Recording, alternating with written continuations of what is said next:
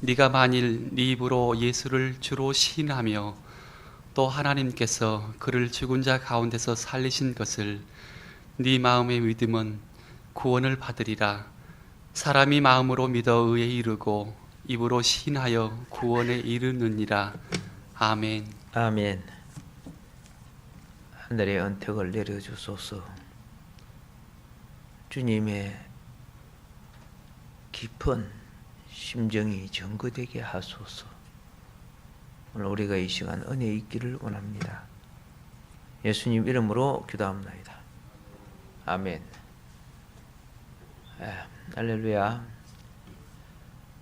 오늘 본문 말씀에 입으로 시인하여 구원에 이르는 그 신앙, 흥하는 말, 망하는 말이 있는데 우리의 신앙의 대상이 누구냐? 예수님이죠. 우리의 신앙의 대상이 예수님입니다. 그래서 베드로전서 1장 21절에 보면은 너희는 저를 죽은 자 가운데서 살리시고 영광을 주신 하나님을 그리스도로 말미암아 믿는 자니 너의 믿음과 소망이 하나님께 있게 하셨느니라. 이렇게 말씀을 합니다. 오늘 또 본문의 13절을 보면은 누구든지 주의 이름을 부르는 자는 구원을 얻으리라. 이렇게 말씀합니다. 여기서 주 할 때 주는 큐리오. 요엘서 32절에 보면은 이 구절을 바울 사도님께서 인용해서 기록한 거예요. 그러면 요엘서에서 누구든지 주의 이름을 부르는 자는 구원을 얻으리라 했는데 요엘서에서 주는 누구냐? 여호와예요. 여호와. 그런데 이 말씀을 인용했는데 그러면 오늘 로마서에서 주는 누구냐? 여호와께서 그 말이죠. 여호와께서 사람의 몸을 입고 오신 그 말이요. 예수 그리스도라는 거예요. 구약에서는 아직 안 오셨지만 기다렸던 구약의 신앙이 메시아 대망사상이죠. 기다렸던 그분이 신약의 예수 그리스도라고 몸을 입고 오신 그분이 구약의 주가 신약의 예수 그리스도가 주라는 겁니다. 이분을 우리가 믿어야 되고 불려야 될 이름이라는 거예요. 그래서 우리는 우리의 신앙의 대상이 누구냐? 그렇죠? 보이지 안 하고 막연하게 찾았던 하나님이 아니고 보여서 함께하고 만나주고 우리의 눈높이로 같이 있는 예수님 믿어야 될 대상이에요. 여러분 집에서 토끼나 개나 키우면서 너 나 믿지 그래요?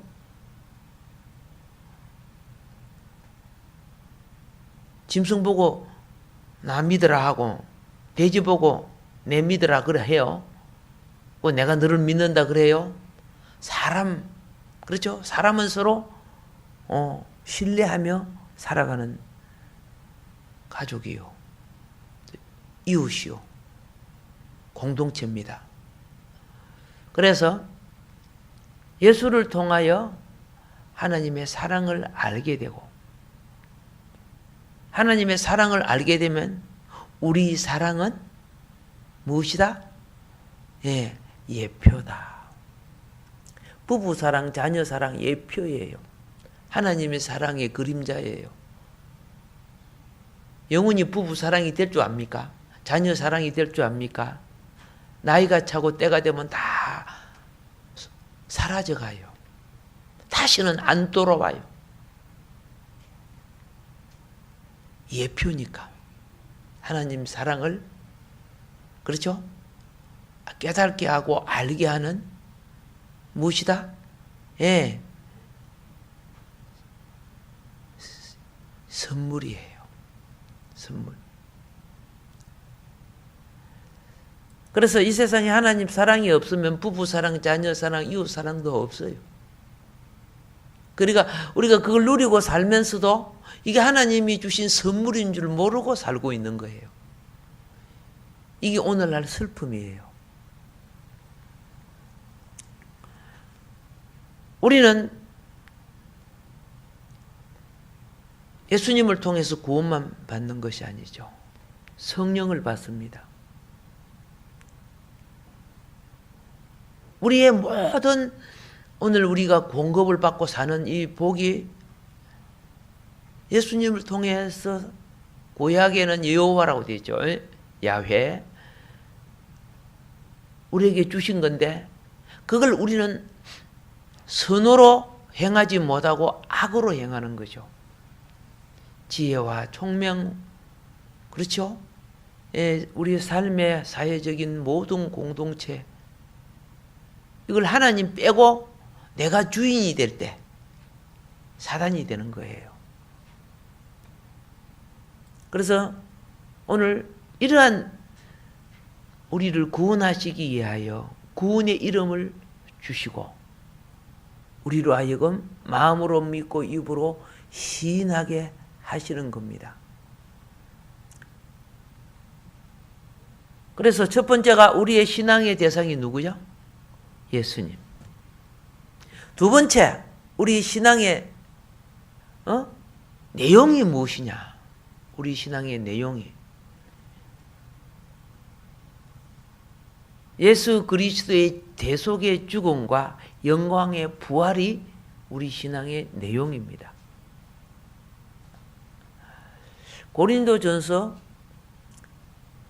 15장 12절부터 14절까지 보면은 그리스도께서 죽은 자 가운데서 다시 살아나셨다 전파되었거늘 이렇게 되어 있습니다.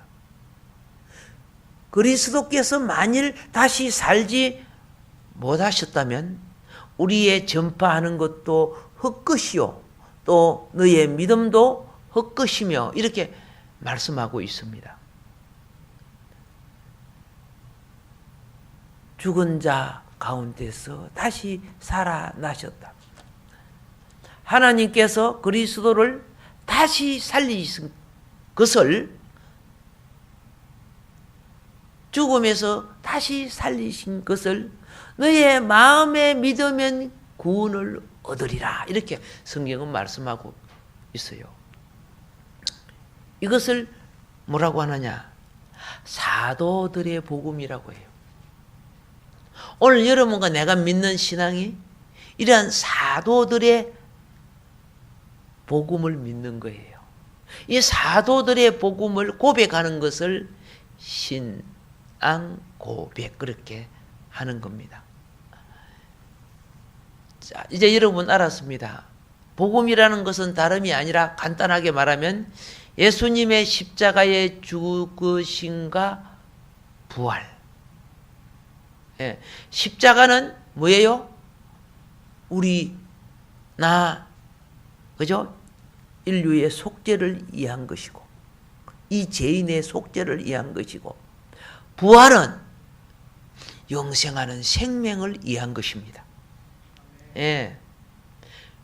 그러므로 이 사실을 믿고 입으로 시인하면 이 사람은 복음을 받아들인 것입니다. 예. 우리가 전하는 복음의 핵심이 바로 이거예요.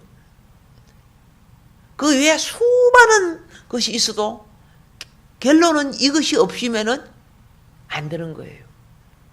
그래서 오늘 믿음의 내용을 제가 간단하게 말씀드렸죠. 이거 놓치면 안 되는 겁니다. 어떠한 경우에서 경우라도 교회가 이것을 떠난 천만마디의 설교도 구원의 본질은 될 수 없습니다. 생활의 원리는 될 수 있어도. 그런데 이 사탄은 교묘한 방법으로 이 복음의 핵심을 인본주의, 인간의 길을 즐겁게 하는 것으로 돌려놓으려고 합니다. 그래서 성도들이 헷갈려요. 구원의 핵심이 무인가를 잘 몰라가지고. 다시 간단하게 알아야 됩니다. 우리의 신앙의 내용은 예수 그리스도의 대속의 죽음과 우리에게 영생을 주고 천국으로 이끌기 위한 영광의 부활이라는 겁니다. 이게 핵심이에요. 거기에 무엇이 있다? 구원의 역사가 있습니다. 세 번째로 우리의 믿음의 방법은 무엇이냐? 믿음의 방법. 내면으로는 마음으로 믿고 밖으로는 입으로 시인해야 된다는 겁니다. 10절에 그러죠. 사람이 마음에 믿어 의에 이르고 입으로 시인하여 구원에 이르느니라. 자, 지금 이 말씀은 로마서의 대강령입니다. 이 본문 이 10절 말씀은. 그것은 예수님의 가르치신 내용입니다. 믿음은 먼저, 천국은 먼저 심령에 일어나는 거예요. 그래서 믿음이 안 들어오거들라 심령을 비워라. 마음을 가난케 하면은 천국. 심령이 가난한 자는 천국이 무엇이다? 주의 것이다. 이게 구원이에요. 예, 천국이 들어와야지. 그게 구원이지. 그런데 온갖 자기 머리, 철학, 그죠? 계산 방법 다 속에 있고 이런 설교 들어보세요. 무슨 천국이 되겠습니까? 그 속에 안 들어오는 거예요. 성령이 역사하지 않는 거예요. 그래서 그게 안 되거들라. 회개하라. 통회하라. 애통하는 자는 복이 있나니. 그게 두 번째가 되는 거죠. 다른 거 어떤 거 다 있어도 생명 잊어버리면 무엇이 필요합니까? 생명을 잊어버리면. 그래서 믿음은 먼저 어디에 이루어진다? 마음에 이루어진다. 마음에 이루어지고 난 후에 내가 믿음이 있습니다 하고, 그렇죠? 예, 내 마음에 이루어진 사건을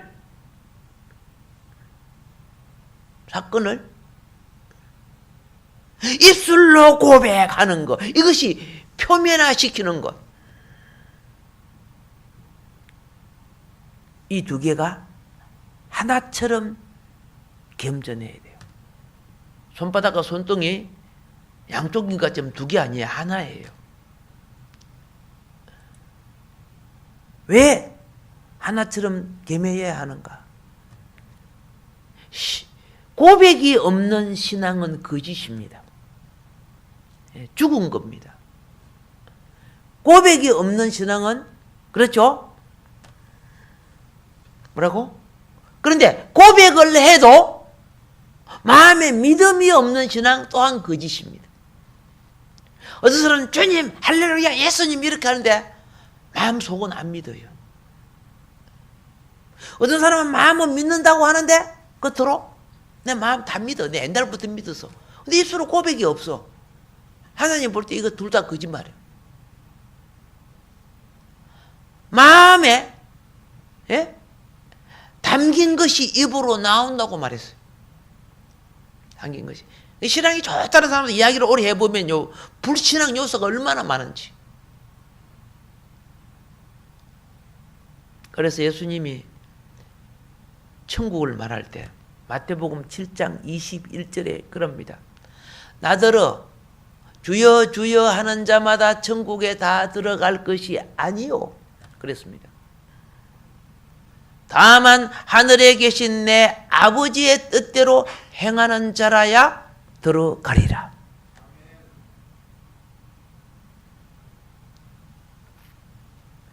마태복음 10장 32절에 보면 누구든지 사람 앞에서 나를 시인하면 나도 하늘에 계신 내 아버지 앞에서 저를 시인할 것이라.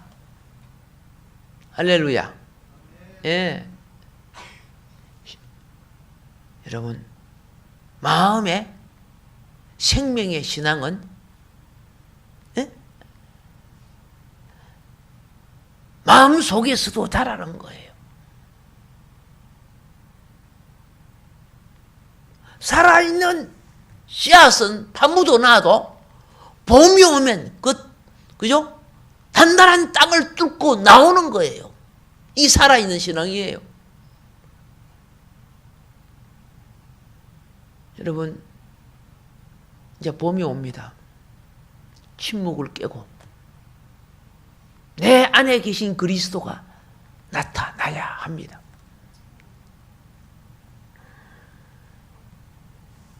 자, 그러면 이제 먼저 구원이 어디서부터 시작된다? 그렇죠? 구원은 마음으로 믿는 믿음에부터 시작됩니다. 그래서 마음으로 믿어 의에 이르고, 그렇죠? 구원의 시작은 전적으로 어디에 달려있다? 시작은 마음에 달려있어요. 결과는 행위로 나타나야 되는 거예요.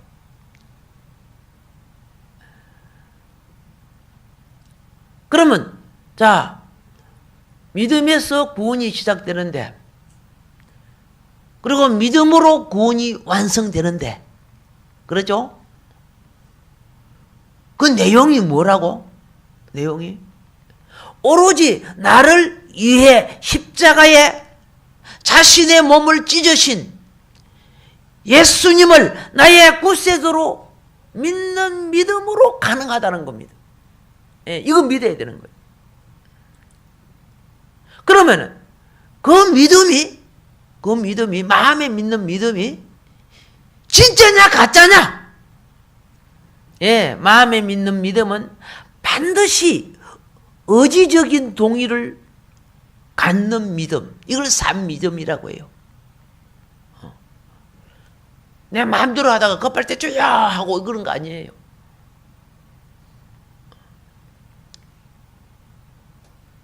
믿음이 거하는 장소는 머리가 아닙니다. 이성의 자리, 논리의 자리, 이것으로 증명하는 곳이 아닙니다. 그래서 머리 똑똑하고 잘 믿는 사람, 그죠? 잘난 사람들이 믿음 받기가 힘들어요. 오히려 옛날에 난 놓고 기억자 모르는 사람들이 믿음이 훨씬 좋았어요. 내 어릴 때 생각이. 그들의 순수한 믿음이요, 그들의 기도를 들으면 그냥 알아요. 얼마나 하나님 앞에 순수한지. 나는 오늘날 그런 기도하는 사람 거의 내가 못 들어본 것 같아요.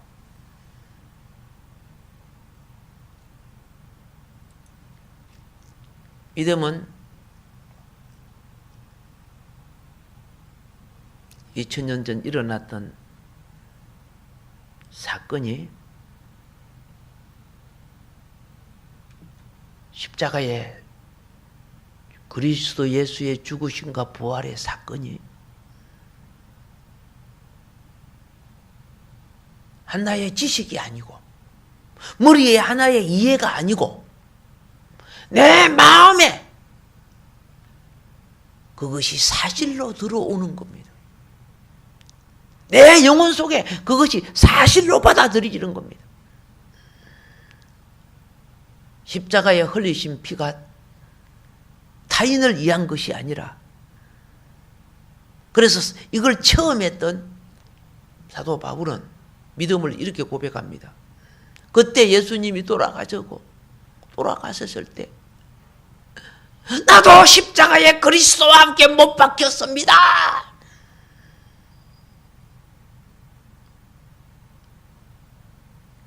그리고 이제는 그분이 부활하실 때 내 심령도 그리스도와 함께 부활되었습니다.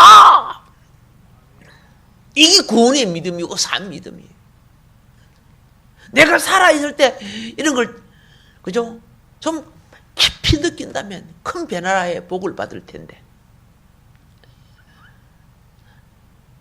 다시 말합니다. 이거는 단순한 알미나 이해가 아닙니다. 내면 깊숙이 나도 모르는 가운데 내 영은 마음을 다하고 뜻을 다하고 목숨을 다하는 생명의 결단입니다. 이것이 의지적인 동의가 되어 나타나는 것. 산 믿음인 줄 믿습니다. 이게 산 믿음이에요. 그러므로 이 진실한 믿음은 입으로 고백되어져야 한다는 겁니다. 예. 마음에 믿어 의에 이르고 입으로 어떻게 해서?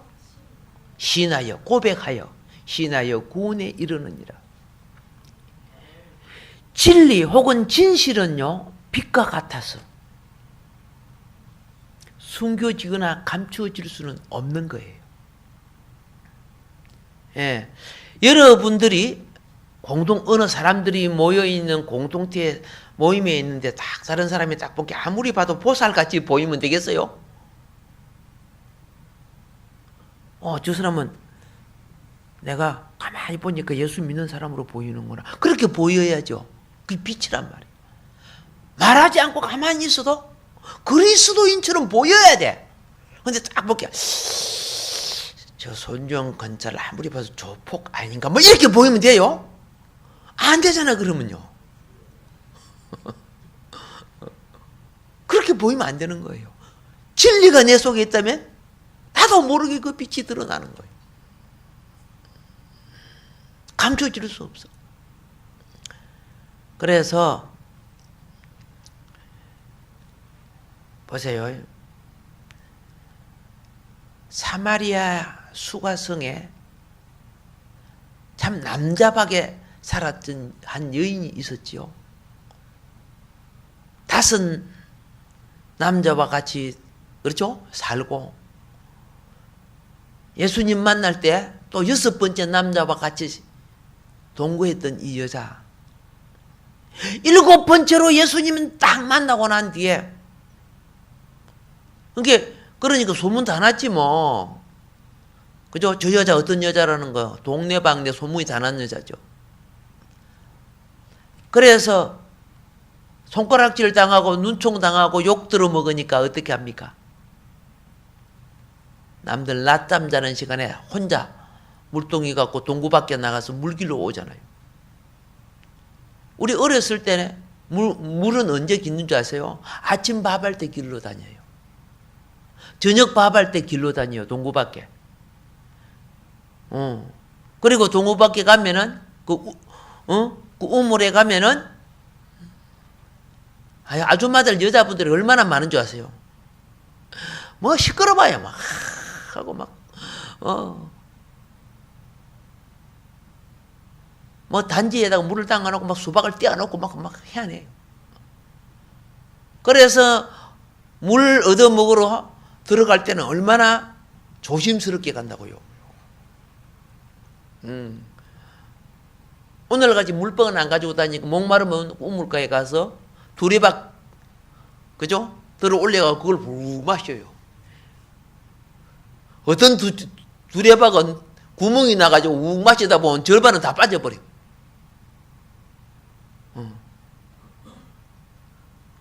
참 비위생적이야 지금 생각하면. 그런데 어떻게 질병도 없이 그런데 그때가 얼마나 정다웠는지 얼마나 좋았는지. 아줌마하고 아가씨는 금방 표가 나요. 지금은 그죠? 기도를 아무리 해도 아줌마가 아가씨인가 분별을 잘 못하는 시대 아닙니까? 아줌마는 파마를 하거나 머리를 꼭 올려요. 처녀들은 전부 댕기를 따요. 어릴 때 제가 보면요. 그러니까 멀리서도 아가씨구나, 아줌마구나 금방 알아요. 예. 그러니까 아줌마가 되면은 어른 취급을 받기 때문에요. 절대 건드릴 수 없어요. 놀릴 수 없어요. 아줌마 건드렸다가는 그 집안을 건드리는 거니까. 장난쳐도 안 돼요. 근데 아가씨들은 댕기 타고 가잖아요. 댕기 뒤에 빨간 또 뭐 한 개 붙여가고 있어. 그러면 그 조그마한 꼬마들이 그 댕기 그 잡아 당기고 싶어갖고 뭐 한 거 알죠? 예. 그런 시대가 있었는데, 아니 여기에 수가성 여인도 이상한 여자였죠. 근데 예수님을 딱 만나니까 구원의 비밀을 깨달으니까 물동이를 딱 버려준 때 딱 뛰어나가잖아. 자기를 욕하고, 그렇죠? 흉보던 그 사람들에게 뛰어가서 내가 만난 예수, 내가 만난 예수,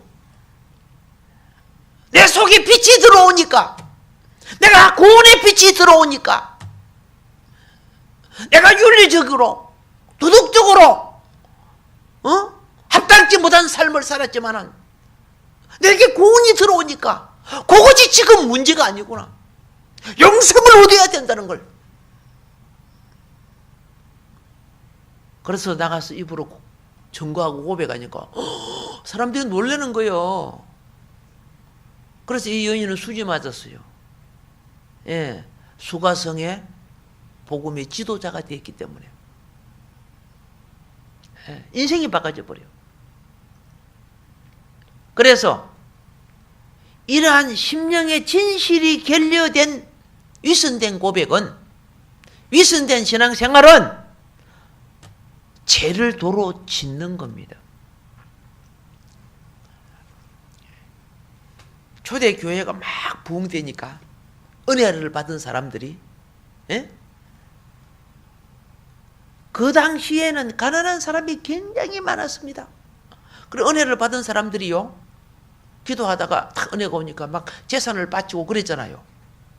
그러니까 와, 저 사람 신앙 좋네 그러는데, 야, 나도 저처럼 명예를 넣고 이목을 집중시켜보자 해가지고, 그죠? 예, 빗자루 신앙 가진 사람 있죠. 서리받기 빗자루 신앙 가진 사람, 그걸 갖다가 아나니아 삽비라라고 불러요. 예, 그렇죠? 예, 그들이 어떻게 합니까? 나도 모든 걸 다 팔아고 다 바칩니다 이러는데 일부 숨겨놨지, 그죠? 그리고 입으로는 다 바친다 이렇게 했죠. 심판을 받죠, 성경에 보면은. 아니, 그죠? 왜 다 바친다 그래요? 거짓말을 해요? 그냥 내 이만큼 바치면 이렇게 하면 될 거 아닙니까? 이런 건 외식된 신앙, 믿음이 아니라는 거예요. 그래서 누룩이 들어간 믿음은 죄를 지어요. 그리고 신앙이 좋은 채 입으로 떠벌려요. 그리고 그 다음에 구원의 믿음은 어떤 믿음이냐? 입으로 시인할 때 욕들어 먹을 각오, 박해받을 각오, 알겠습니까? 감수해야 됩니다. 결단해야 됩니다. 아멘. 그래, 초대교회는 죽으면서까지, 그렇죠? 주님을 증거하다가 죽었습니다. 근데 입으로 왜 시인해야 되느냐? 입으로 시인할 때요, 그리스도께서 영광을 받으십니다. 입으로 시인할 때. 빌립보서 2장 11절에 보면 예수 그리스도로 말미암아 의의 열매가 가득하여 하나님의 영광과 찬송에 되게 하시기를 원하노라 이렇게 했어요. 예. 끝으로 이 말씀하고 마무리하겠습니다. 구원받은 사람은요, 구원의 은혜를 써야 됩니다. 예. 어느 교회 여성교 회장님이요. 예? 부흥회 때 나와서 울면서 수원에 있는 교회입니다. 막 그저 해결을 하는데 이분이 왜 그렇게 눈물을 흘리며 자기 잘못된 생활을 회개했느냐? 교회는 다니면서 말이 안 바꿔졌어. 예. 그러니까 교인들과 심심하면 싸우고, 동네 사람하고 싸우고, 직장 생활하면서 싸우고, 하루도 시비가 없는 날이 없어. 그러다 보니까 엄마 보고 자랐던 두 애도 욕을 하고 그러는 거죠. 그러니까 화가 나니까 자기 자식들한테, 두 자식들이 연년생이에요. 하나는 8살, 하나는 9살인데요. 예? 예. 하도 부산스럽고 애들도 욕을 하니까 자기도 욕쟁인데 애들까지 욕쟁이가 되니까, 그래서 뭐라고 했냐면, 저놈들 저 호랑이가 다 물어가시면 좋겠다. 그죠? 이 작은 자식들이 나와갖고 다 지져라 막 이런 식으로 막 말해버렸어요. 막 말을 안 들을 때마다. 그러니까 하나님이 응답해 주셨어요. 두 아들이 병을 안더니 하루 만에 두 아들 다 죽어서 한 무덤에 밥 묻었어요. 옛날에는 땅에 밥 묻잖아요. 30년 전 일인데. 그 뒤에 이 여자가 말이 얼마나 무섭다는 것을 알았어요. 여러분, 이거 생각해 보세요. 말은 안 보이죠? 그렇죠? 눈에 안 보이니까 함부로 말하면 된다고 생각하지요? 아닙니다. 말은 씨앗입니다. 예. 말이 행복하면 행복이 와요. 아무리 잘 살아도 말이 저주스러운 저주가 와요. 예. 제가 산상기도를 한 10년이 넘게 다니면 꼭 우리나라에서 가장 잘 산다는 부자 동네를 다니잖아요. 그걸 지나가요. 그런데 거기에서 뭘 보는 줄 아세요? 그 부자 동네? 분위기가 달라요. 그 사람들은 밖에 나와서 같이 모여 있어도요, 말과 행동이 달라요. 그런데 껄쩍 동네가 있어요. 껄쩍 동네. 껄쩍하게 사는 동네. 그 동네는 심심하면 욕하고 막 싸움하고 술 취하고 그래요. 동네 못 살아요. 똑같은 인생으로 태어났는데 말 들어보면은 복받은 가정이구나. 그렇죠? 망한 가정이구나. 표가 나요. 그래서 잠언서 6장 2절은 너의 입의 말로 내가 얽혀서며 너의 입의 말로 인하여 잡혔느니라.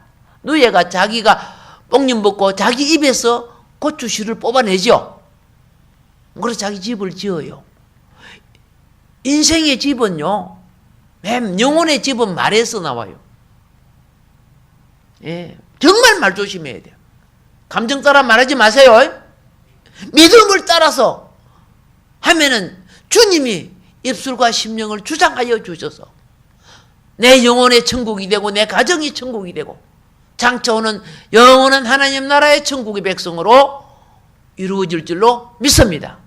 오늘 주신 말씀 간절히 기도할 때 주께서 들으시고 응답해 주셔서 오늘 하루도 또 믿음의 축복이 함께 하실 줄 믿습니다. 기도하겠습니다.